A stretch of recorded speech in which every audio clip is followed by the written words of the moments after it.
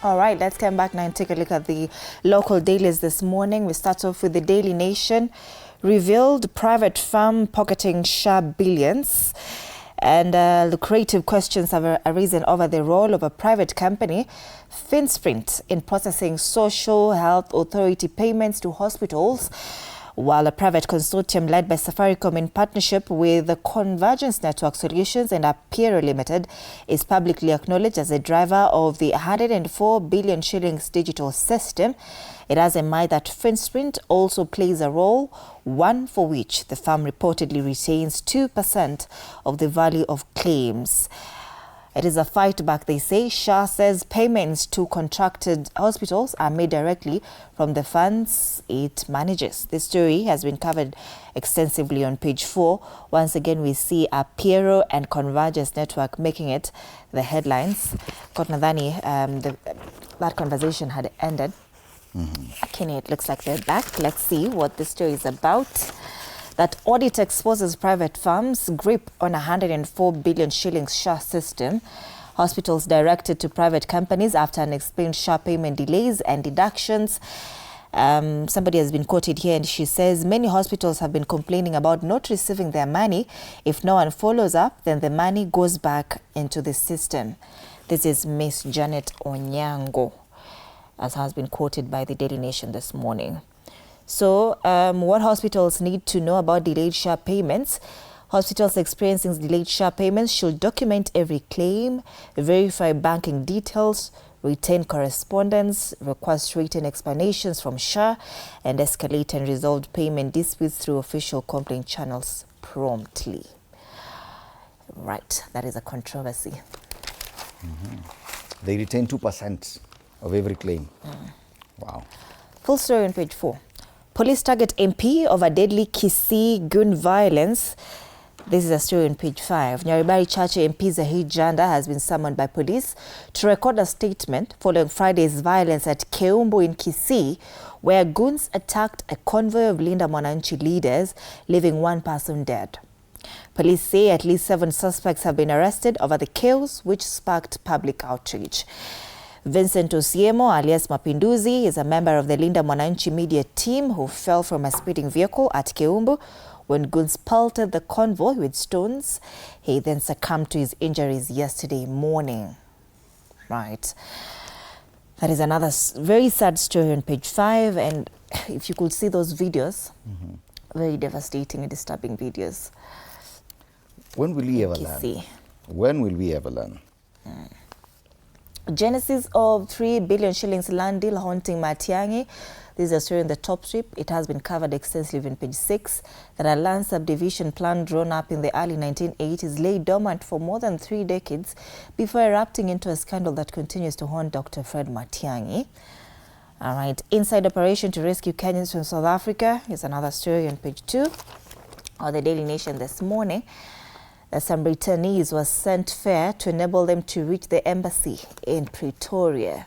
Kenyan High Commission is working in coordination with the association to assist those in need of evacuation. All right, on the back page, unbeaten Morocco keep hope alive with a quarter-final placing. The Atlas Lions, who are unbeaten in 34 matches now, play France tomorrow in the quarterfinals. Round of 16 fixtures playing today, Mexico versus England. The game currently ongoing. Imeisha. England ni kama wamechukua, ni kama wanaenda quarterfinals. So at least France, 2 European teams already. No, 3. Hii kitu inaenda Europe ni kama. Oh, wow. If you follow it properly, at least 3 European countries have are in the quarterfinals. If it continues like this, there's a very high chance that a European country will lift the World Cup. Oh, wow. So Portugal and Spain will be playing at 10 p.m. Tomorrow, USA and Belgium, 3 a.m., Argentina and Egypt, 7 p.m., and Switzerland and Colombia, 11 p.m. tomorrow. And that's the Daily Nation. All right. From that, let's take a look at the Standard. It has a very interesting story on the front page. You would think ile 30% watu waliambiwa ya Western, itaendea watu wa Western. But very interesting that an obituary has cast fresh light on the remarkable reach of Speaker Moses Wetangula's political and family network across government. what began as a tribute to a respected Bungoma matriarch, quickly ignited a national conversation after it revealed the sheer number of close and extended relatives occupying senior public offices. But what is so wrong with this? The disclosures have fueled fresh questions about political patronage, regional equity, and whether access to Kenya's most influential positions increasingly depends on family and political connections. So quite a number of these people are on the front page of this because it's under the headline broad-based family. So they now draw the connection from Speaker Moses Wetangula to some of these renowned politicians and government officers. Of course, the best known, or the one who's probably known to be a relative to the Speaker, is Tim Wanyonyi, the Westlands MP, who's his brother. I didn't know that former MP for Kiminini, Crescenta Somalwa, is a cousin to the Speaker. Well, Harriet Chigai, presidential advisor as well. Even former Deputy CJ, Dr. Nancy Baraza, is a cousin to the Speaker. Dr. Deborah Barasa, this is your friend. Also a cousin to the Speaker. No, actually a niece to the Speaker. Yes. John Chikati MP Tongaren is a cousin to the Speaker. Dr. Juma Mkhwana, who's a PS industry, State Department. Cousin. Beverly Opora, Principal Administrative Secretary, is a cousin as well. So, nani alikuwa anaongea kuhusu cousins? Hawa ndio real cousins. Hawa ndio real cousins. Now, wote wanaoccupy some very influential positions in government. But some of them are elected, so you really can't say they're there courtesy of being a cousin to this guy. And some of them, you would not even have imagined the connection. Some of them have openly opposed this Speaker previously. But then again, it's a very interesting story. I don't know why the Standard picked on this story to be on the front page. Kufinya. Did you just ask what's wrong with that? No, I'm wondering what is so wrong. Kwani tuko Uganda? Really? You know, it's Uganda. You'd expect the chief of staff, Museveni's son. I don't know. The wife is the CS education. You see now that's a presidential appointment. He appointed his son, head of military, appointed his wife, a minister in cabinet. But this one, none of these people is at the National Assembly under the Speaker's appointment. Some of them are elected members out of their own merit. Some of them have been appointed by the President. Okay, there could be a connection. I do not know. But you can't really blame the Speaker. Then again. Hapo sasa tutakubaliana because most of them are elected. Yes. Langu jicho tu. Inside pages of this Standard. Police in pursuit of key suspect in murder of mother and two daughters, as a story on page 2. But Muturi endorses Kalonzo for opposition flag bearer. This is a simmering debate, especially within the United Alternative Government, where picking a flag bearer is a problem. So JB Muturi, the leader of DP, has come out and said if Atoli is given, he's the first one to actually declare that if Atoli is to choose, he'll choose Kalonzo. Last week, another paper had said that Rigathi Gachagua had chosen Kalonzo, but Rigathi denied that. Martha Karua says no. It was a Star. It was a Star newspaper. Martha Karua says no, we are yet to make that decision. So a lot of controversy around that. Will they survive it? I'd seen another story now, yes, and this is the biggest discussion about goonism. So pages 6 and 7 of this paper. Rule of goons, is Kenya going the Haiti way? Nakumbuka ule jamaa alikuwa anaitwa Barbecue. Yes. He's a gang leader. And they still don't have a proper government because gangs run the city. But are we going that direction? Many people are asking, okay, fine, we sent police to Haiti to handle the gangs. How come these police are not able to handle the gangs here? So feed goon monster at your own peril, leaders warned. That's another story on the Standard. It will make a big discussion today. Another very interesting family stories on page 8. Man who claims to be Saitoti's secret son demands share of estate. Pesa iko mingi pale na wamesema ai, kwa nini tusipate hiyo pesa? There's also a story on Sabasaba Day, and those are the main stories on the Standard. Back page of the Standard, matters FIFA World Cup. Behold, this is where it all began. That game between Spain and Portugal. Hey. Ilisha hiyo ni Euro, but wanasema Ronaldo comes face to face with young talented Yamal. It's a big one, Portugal versus Spain. Remember, both are European teams. So either way, another European team will be in the finals. Probably in the semi-finals. This one is actually going to Europe, if you ask me. France, England, either Portugal or Spain. Norway is already in the quarterfinals. Hey. That's the Standard today. All right. Taifa Leo, Kero ya Uhuni Kisii. Talking about Gunism, uhayawani, viongozi wawili wa kisiasa wadaiwa kufadhili wahuni hao kwa kuwanunulia vijana mipini, mapanga na silaha nyingine ili kuvamia mikutano ya Linda Mwananchi. Mbunge wa Nyaribari Chache Zahiri Janda aitwa kuhojiwa na polisi. Mtu mmoja aga dunia huku polisi wakimhoji mbunge kuhusiana na mashambulizi ya wahuni eneo la Kiumbu. Vidokezo zaidi, Musalia kimya, naibu rais ukijadiliwa, mjadala wa waniaji wenza katika uchaguzi mkuu wa mwaka ujao umeshika kasi nchini. Wakenya wasimulia masaibu Afrika Kusini, robo finali kali kati ya Morocco na Ufaransa. Na habari kamili katika ukurasa wa 20, masuala ya World Cup pale. Kule juu zaidi, kampuni ya kibinafsi inavyofaidi donge la SHA, that's the main story in the front page of the Daily Nation as well. Kesi ya ardhi ya Ruaraka yahitimishwa. Wizara ya Elimu chini ya Matiang'i ililipa shilingi bilioni 1.5 ili kutoa ardhi hiyo ya umma. Taifa Leo, tukiangazia gazeti la The Star. Employers feel pinch as 12% pay increase order takes effect. Workers to get pay arrears for last 2 months. We, hapo ni kama kuna kapesa mahali, wacha tuangalie. Ukipata arrears ya 2 months. So this story is actually the main story on page 4 and 5. It's about NSSF. Ama ni gani hii? Wanasema balancing act effecting of Labor Day directives has led to mixed reactions. So wages were in order by numbers, increase in general minimum wage 12%. Yes, kama hauko umelipwa ile, hauko umeongezewa ile minimum wage. Yeah. Sasa hiyo arrears itakuja. Inatuhusu pia. Inakuhusu. Maybe you are even an employer yourself. Kama ulikuwa employer na uko umeeffect 12%, kuna arrears ya miezi 2 since Labor Day. Sisi 12% pia inatuhusu, tutapata kama employees. It became effective on date 26th of June when it was gazetted. Yeah. So nearly 2 months of salary arrears to be calculated. Ile minimum wage. Yeah. Hata yule mjakazi wako nyumbani, if at all you've not effected that minimum wage, she can actually, or he can actually decide to challenge. That was 11,000 Kenyan shillings. No, for households? Oh, it was 18,000. That's a minimum wage now. 18,000. You better recognize and understand. So that's the main story on page, the front page of the Star. Ruto dismisses Gachagua role in 2022 polls victory. President William Ruto yesterday was in Embu, and he said, mimi sikusaidiwa kukuja huku. Huyo mtu mwenye ni one term MP anaweza saidia mtu kama mimi nimeishi parliament hiyo miaka yote. Acha hiyo mchezo. And court awards a student 8 million shillings for brutality. A university student who was beaten and detained by police during the 2019 protest has been awarded 8 million shillings in damages. He's called Alan Omondi from Jomo Kenyatta University of Agriculture and Technology. Alishikwa na askari akatandikwa. Sasa amesema milioni 8 tu. Wow.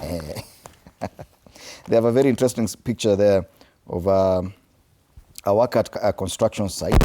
Long awaited certainty. I think this is connected to the minimum wage. Even those working in construction, wanasema kuna pesa watu wanafaa kupata. Yes. Those are the main stories there. Another story huku ndani, I'm looking at something that would be of interest. Oburu says ODM will finalize deal with UDA before end of 2026. Are they still talking about coalition talks? A story is on page 8 of this paper. This is the first time I've heard about the talks in a very long time. I don't know, maybe when I was on leave, maybe they talked about it. Nothing. That's interesting. On the back page, some absolute disgrace. How France survived Paraguay's disgraceful and embarrassing dark arts. That's a match between France and Paraguay. France, of course, emerged victorious, and they are in the quarterfinals. There's a player from Morocco, Ayoub Bouadi. Is at the World Cup, and people are really eyeing, other European teams are eyeing his services. That's a Star, fresh, independent, different. You can grab yourself a copy of this paper for only 60 shillings. All right. People Daily, Kenya's 2027 vote, when clout beats policy, they call it winning attention, losing substance. There's 2027 polls, while citizens are crying for development, that politicians are, campaigning for 2027. But developments Wakenya bado wanaumia. It's just cloud chasing. Cloud chasing, right. That story is on page 8. Cracks widen in Ruto camp as Rift Valley succession race intensifies. Right, the notable faces here. Kipchumba Murkomen, Aaron Cheruiyot, Gladys Boss, and Oscar Sudi. Oh, wow. That is Rift Valley succession race. Hawaelewani hawa. Very interesting scenes. That is the People Daily. Tuangalie Business Daily haraka haraka. Kenya saves 22 billion shillings after China SGR loan deal. Debt service bill drops to 107.7 billion shillings in year to June, and $3 loans converted into renminbi in restructuring. 15 state firm CEO jobs at risk as shutdowns and mergers loom. That's another story on page 2, and I can see the National Assembly Majority Leader Kimani Ichung'wah is at the center of this. That new bill tabled in Parliament by Kimani Ichung'wah seek to dissolve 6 regional development authorities, triggering the redeployment of their chief executives to other government roles.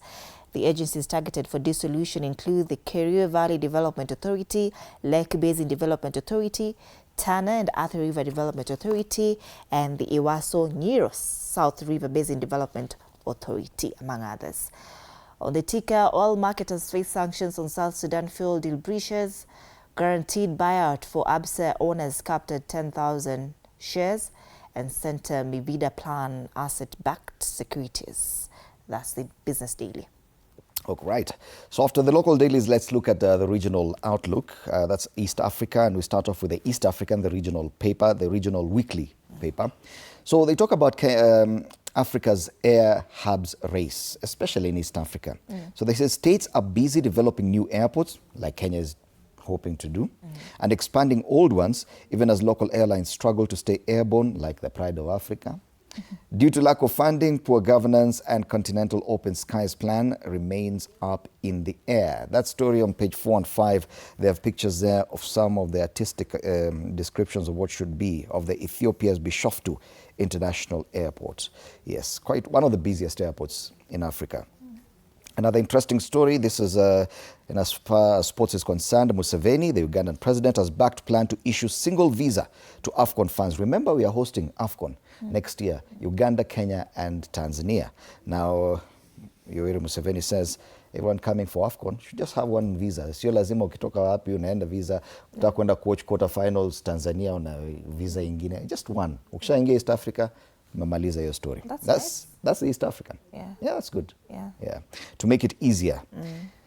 All right, we cross over to Uganda, and since Daily Monitor is still inactive after walifungwa, we only have the New Vision. Tough rules for LC1 polls. These are local council 1 polls. Public dancing and singing is banned. Yeah, during elections. Hakuna kuimba na kudance. But why should you, would you really expect in Kenya, you tell people that public singing and dancing has been banned during campaigns? How else do we campaign? That's the main story on the front page of the New Vision. We cross over to Tanzania, na kama ingekuwa wale wenzetu wa kule Radio 47. Ule Billy Mia na Mbaruk Mwalimu wasema pale Tanzania kuna utata ambao umegubika zuio la mikutano. Gazeti la Mwananchi. Wachambuzi wahoji katazo kugusa vyama pekee. Because this directive is intended for political parties. Hakuna mikutano. Lakini mikusanyiko mingine ikiendelea ikiwemo ya Simba na Yanga. So football matches are still going on. Si hata hizo ni mikutano. Kama mumeban mikutano, si muban mikutano yote. Kwa nini tu ya kisiasa? Serikali yasema chanzo ni matishio ya kiusalama yanayotolewa kupitia majukwaa ya kisiasa. Habari kuu pale. So zuio la mikutano. The other paper in Tanzania, The Citizen, who's fooling whom in fuel import debate? That's a question they're asking. So apparently there's controversy surrounding the importation of petroleum products after the Middle East conflict broke out and has taken a new twist, with the government coming out to defend itself in the matter. This is just a replica of what happened in Kenya. Yes. Tunasema shida ni Strait of Hormuz. Na hapo ndio tunaachia. So who's fooling who? Jibu mkona Strait of Hormuz. Let's move on. That's the paper in Tanzania. Let's come back home and take a look at the cartoons in our dailies. Which one do you want to start with? Let's start off with the one